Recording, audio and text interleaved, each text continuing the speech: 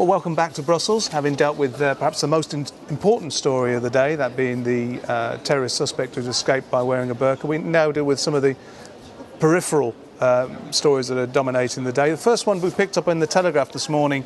Adam, I'll start with you. This is the story that immigrants now fill 1 in 5 skilled British jobs.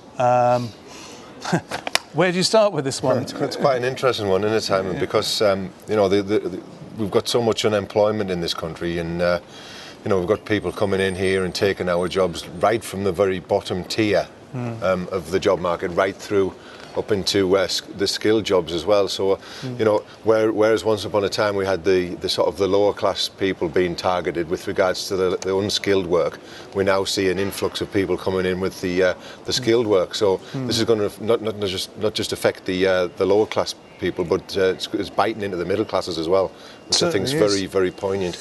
It is, Clive. I mean, there's another angle to look at this as well. Why aren't our people having the skills to do these jobs? Is it a fault of the education system? Do we have enough emphasis, for instance, on engineering, on scientific disciplines, or are we giving away these arty-farty university courses that have no merit? Well, absolutely. I mean, I was one of the last steelwork trained electricians. We had a 5-year apprenticeship back then, right into the college and beyond, on the engineering side, and that was a serious. You get apprenticeships now that are 6 months long. We done basic training on welding and carpentry and everything on 6 months before you even started on electrics. You know what I mean? So the fundamental training isn't there. It seems the whole society, with this topic and with everything else, really, we're not focused on the long term, are we? No. We're not projecting into the future. Everything's in one electoral cycle. They're trying quick fixes. Work experience? Are you in favour of work experience? I'm in favour of any training, but the actual investment, of course, we've lost most of the heavy industry, like the steelworks. You had a job there for life, or so we thought back in them days. Same with the other heavy industries. But investment in the future has got to have a long-term view, not one electoral cycle. That's my take on that. Yeah. Nick, you've made a point with regards to this over the years that it isn't the actual fault of the immigrants themselves, the Polish or the Eastern Europeans coming here. It's the people that have allowed them to come in there. Do you want to just expand on that? Yeah, it's the political elite, it's people in the section of the mass media, the BBC, etc., which just loves immigration. They're the ones to blame for this, not the immigrants for themselves. There's a new kid on the block is going to come into the frame longer term for being responsible for the continued immigration disaster that's so affecting so many people in Britain, whether it's jobs, houses, just the general not feeling at home anymore, especially older people suffer. That's going to be UKIP and particularly Nigel Farage, because they're acting as a safety valve. Their whole vote now really is about people worried about immigration. People think that by voting UKIP they're voting against immigration. They probably know it's not going to stop it immediately. They think they're setting up a big message. Not in my name, listen to me. I don't want any more immigration, nor do my friends and relatives and so on. They think they're going to make that message by voting UKIP. Well, they're not. Back in late 2010, Nigel Farage was saying on Newsnight and all around the BBC, we need restrictions on immigration, and he was saying that we should only be allowing in 250,000 a year, and they must have work permits. Now, since immigration's become even more unpopular, as it's bitten more and more, UKIP's position is now, well, we should only let in a net number of 50,000 a year, and they must have work permits. And it's typical from this ultra-rich, out-of-touch City of London type party that they actually think it helps that these people have got work permits. No, it bloody doesn't, because what it means is they're automatically given the right, push right to the front, to come in and take people's jobs. And it's as bad as the ones who are coming in to sponge and live at the expense of the taxpayers. Because it has the same effect, because it makes another Brit unemployed, it demotivates another group of youngsters, because what's the point of trying at school? What's the point of trying to get onto even one of their job training, Mickey Mouse type things? What's the point of going through it, of being exploited as cheap labour, when there's not a proper job at the other end, because they're taking cheap labour from abroad, often highly skilled as a matter of fact, but the point is it's cheap, it's unorganised, it's ununionised, and it's a really big problem. And when the history of this bit of our time is written, people will say, well, yeah, there was this big wave of grassroots protest against immigration, and it was completely dissipated because people were conned by the conman Farage and his party with the help of the BBC and chunks of the rest of the media into thinking that UKIP would stop immigration, when in fact their recipe is for a huge wave more of immigration. It's okay, folks, we're letting them in to come in and take your jobs, not to sponge off your taxes. The proper answer has got to be, we don't care whether they're coming in to sponge off our taxes or take our jobs. Britain's full, doors shut, put our own people first. Yeah, I can't agree more with that. Next topic, something we picked on this morning, got a personal interest in this because I'm quoted in this report about this Sukuk Islamic bond where everyone else has pandered to this, saying what a wonderful idea it is, how it'll bring in money and this, that. UKIP are for it, Boris Johnson's for it, the Labour Party's for it, David Cameron's for it. The British National Party spokesman said no, it's more creeping Islamification, which is exactly what it is. But do you want to give me your thoughts upon this? I mean, it's Yeah, this is fundamentally about the announcement by David Cameron that he intends, and the British political elite intends to make Britain, specifically London, the city of London, a world centre of Islamic finance. And this is them absolutely in bed with the terrorist backers of Saudi Arabia and the Gulf states. And their system has so bankrupted this country, once the workshop of the world, that now they've basically got to feel they've got no choice but to go cap in hand and have money coming in from Saudi Arabia, the other Arab oil states.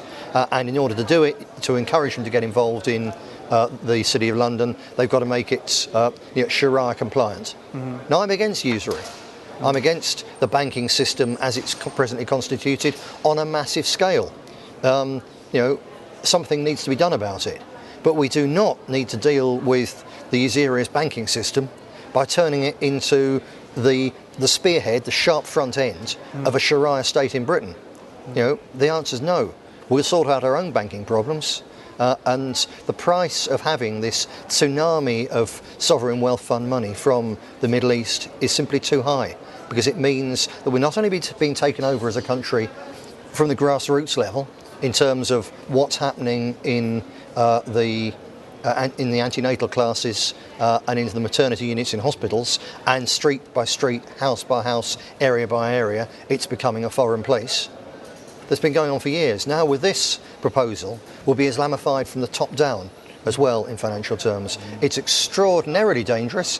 And again, I come back to the point that there's UKIP leading the charge. Yeah, we're the people who speak out for the City of London. Good for the City of London. We say this is a great thing. It might be great for the City of London, but it is not good for Britain, and that's what really counts. Yeah. Okay. Well, we're running short of time. We want to get through all of them today. Clive, HS2, high-speed rail. I know it doesn't come quite the way up to Cumbria, but the sheer amount of money involved, 42.6 billion at the moment, probably going to go up. What are your thoughts? Well, there's a whole day's discussion on that, isn't there? The figures don't stack up. Everybody's poked holes into that. It's quite an incredible thing, quite an incredible investment for the return. Unnecessary, environmentally damaging.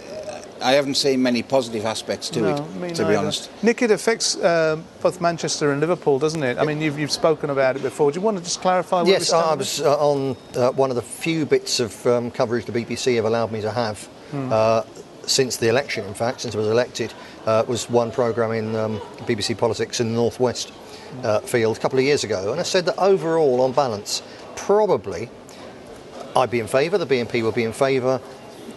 Overall, providing, in the case of the North West, it's not just Manchester, Liverpool needs linking to it as well, otherwise Liverpool's going to just wither away and die. That was a couple of years ago. I've changed my mind, been forced to completely by the simple fact the facts have changed. The price has already doubled to this 40-something billion. It's going to double again. It's an enormous sum of money. It is obviously going to do environmental damage in various places. It's going to starve other areas of investment, so it's going to unbalance the British economy even more, including in the northwest of England. It's great for Manchester, not good for Carlisle, not good for Liverpool, not good for the mill towns, and so on. And the simple cost of it is so vast. They've gone cap in hand to the Chinese, basically saying unless we get Chinese investments putting nuclear power stations in Britain, the lights are going to start going out. And they're talking about 18 billion. So already they're blowing twice that on this project Yeah. for an electric train line when there's not even enough electricity in the pipeline in a few years' time to keep the lights on. Absolute madness. It's going to end up costing 90, 100 billion. That's enough money to plough into a huge effort to rebuild the British nuclear industry, which of course the government sold off for peanuts.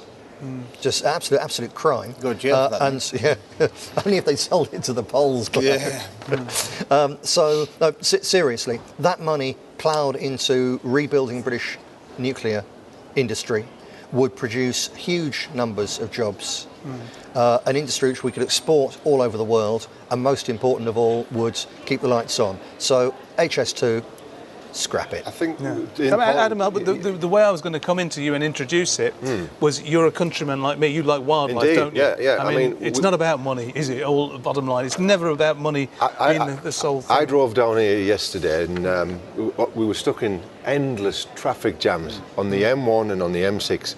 And I think with our policy on immigration, I think we really need to be thinking about less infrastructure than more infrastructure. You know, I mean, you're talking about spending all of this money on this high-speed train link. With the correct measures in place, we'll be stopping people coming in here. It won't be an open-door policy for the rest of the world to come here, and we won't need that type of infrastructure to be able to deal with that, I would suggest. I think it's also absolutely right. It's an immigration issue. It's also a question of how our whole society is organised, so that all those commuters, anywhere you drive, especially in Midlands or Southern England, you're stuck in these traffic jams. People commuting 2-3 hours a day each way to work. What do they do when they get to work? They're usually on a computer answering their emails. Exactly. And we could, if we really set about saying, no, let's step back and think. And everything from cities even grew up before you had electricity, as a matter of fact. When you immediately had electricity, the ability to send power anywhere you wanted, instead of the power was only where the coal was. And so on, immediately you had that, you started to get away from having to have big cities. We're still stuck with big cities. And yet, especially with information technology, when you can, within a few years, have meetings, and we could be sat around this table and we could each be holograms within a few years' time. It's as simple as that, especially if effort was put into that. And all this frantic need to go whizzing all over the country and to build more motorways, destroying more countryside, taking more farmland out of the equation, and making people live like rodents on a bloody treadmill. We can restructure society that people can work at home or closer to home in small employment hubs and so on, and get away from this. And as Adam says, start to take some of the infrastructure out, or at least leave what there is, modernise what there is, but not concrete over what's left of the countryside. Just so that we can all drive around in another traffic jam. The big picture politics needs to be done here, instead of, as Clive said in the discussion earlier on, everything the elite does is all about short-termism. It's about profit for the here and now, and just get us through to the next 5 years. And it's time for the people as a whole, for the British people as a whole, to sit back and say, right, we can have a serious look at what we want our society to look like in 20 years' time. And because we want it to look like that in 20 years' time, where's the roadmap? How do we go? And I tell you what, a lot of the places that people, if we want to be there, where most people do, in 20 years' time, the direction they've got us on at present is completely wrong. We need to look at all these things right from the very beginning again.